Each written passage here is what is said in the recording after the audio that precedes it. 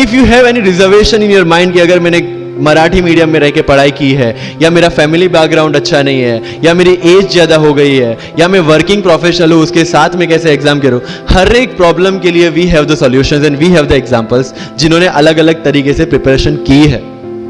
All India rank 2 Anu Kumari madam 1.5 साल 2 साल के लिए अपने 2.5 साल के बच्चे को अपने से दूर रख के प्रिपरेशन किए at the age of 31 and she could become the IAS।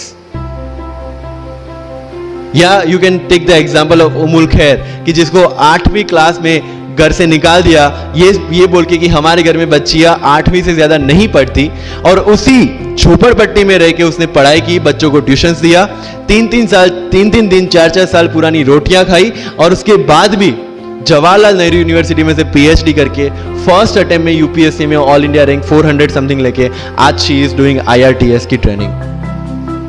And with the genetical disorder की उसके जो बोन डेंसिटी वो काफी कम है, तो आज तक 16 से 17 तो उनके ऑपरेशन हो चुके हैं। Do we have any kind of limitations like this?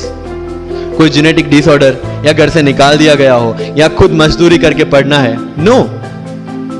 Then what are the problems? All problems are here.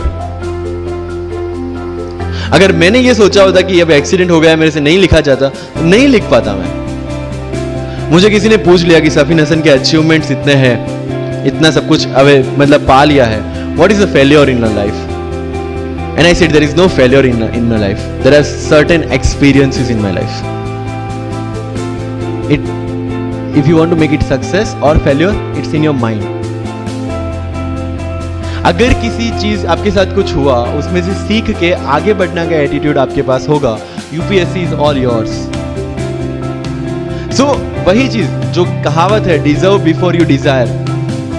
If you want to be in civil service, you have to deserve for that. If you want कि आपके घर में Fortuner हो, तो पहले Fortuner रखने की जगह होनी चाहिए। In simple words.